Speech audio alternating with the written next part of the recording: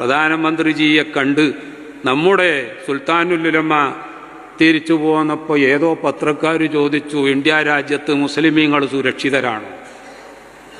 ഞങ്ങളോടൊക്കെ ഏത് നാട്ടിൽ ചെന്നാലും ചോദിക്കുന്ന ഒരു ചോദ്യം തന്നെ. ഞങ്ങളൊക്കെ പറയണ മറുപടി എന്താണെന്നറിയോ? We the people of India, we have a very very strong constitution. The preamble of our constitution itself gives a very clear picture what is India and what should be India. നമ്മുടെ India രാജ്യത്തിൻ്റെ ഭരണഘടനയുടെ കോൺസ്റ്റിറ്റ്യൂഷൻ്റെ preamble, അതിൻ്റെ മുഖവുരയിൽ തന്നെ സെക്യുലറിസവും സോഷ്യലിസവും സോവറിൻറ്റിയും ഡെമോക്രസിയും റിപ്പബ്ലിക്കാണ് എന്നതും മാത്രമല്ല, equality, അതുപോലെ തന്നെ fraternity, അതുപോലെ തന്നെ നമ്മുടെ ഫ്രീഡം എല്ലാം പറഞ്ഞ് ഇവിടെ ജാതി മത വർഗ വർണ്ണ ദേശ ഭാഷ ലിംഗ വ്യത്യാസങ്ങൾ ഒന്നും തന്നെ ഇല്ല എന്ന് ഇത്രയും കൃത്യമായി പറഞ്ഞ ഒരു ഭരണഘടന വേറെ ലോകത്തെവിടെയില്ല.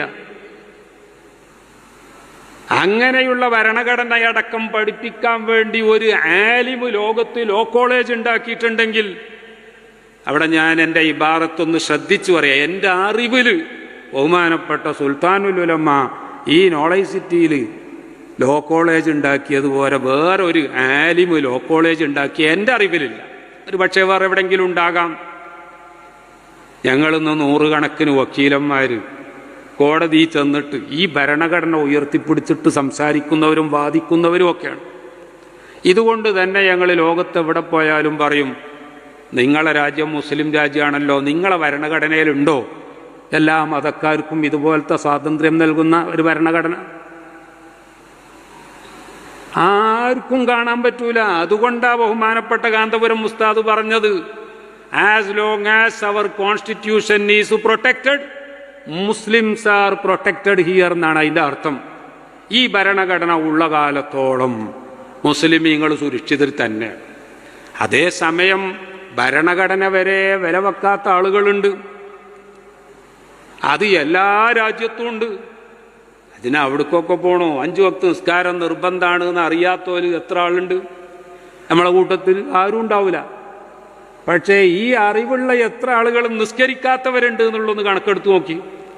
അള്ളാഹു നൽകിയ ഭരണഘടന അംഗീകരിക്കാൻ അതിൻ്റെ ആൾക്കാരായ നമ്മൾ തന്നെ തയ്യാറാകുന്നില്ല എങ്കിൽ ചില നിക്ഷിപ്ത താല്പര്യക്കാർ ഭരണത്തിലെത്തുമ്പോൾ അവർക്ക് അനുകൂലമായി ഭരണഘടന മാറ്റാനും മറ്റുമൊക്കെയുള്ള ശ്രമം നടത്തും. അതിനൊക്കെ നേരിടാനുള്ള സംവിധാനം വരെ കൃത്യമായി പറഞ്ഞച്ച ഒരു ഭരണഘടനയാണ്. ഞാൻ ആ ഭാഗത്തേക്ക് കടക്കുന്നില്ല. പ്രിയപ്പെട്ടവരെ, എല്ലാവർക്കും സ്വാതന്ത്ര്യം, എല്ലാവരെയും രക്ഷപ്പെടുത്തണം. ഇപ്പം ഞാൻ പറഞ്ഞത് കാന്തപുരം ഉസ്താദിൻ്റെ അത്തരം പ്രസ്താവന വരെ വെച്ചുകൊണ്ട് ബഹുമാനപ്പെട്ടവരെ അറ്റാക്ക് ചെയ്യാനൊരുങ്ങാണ്.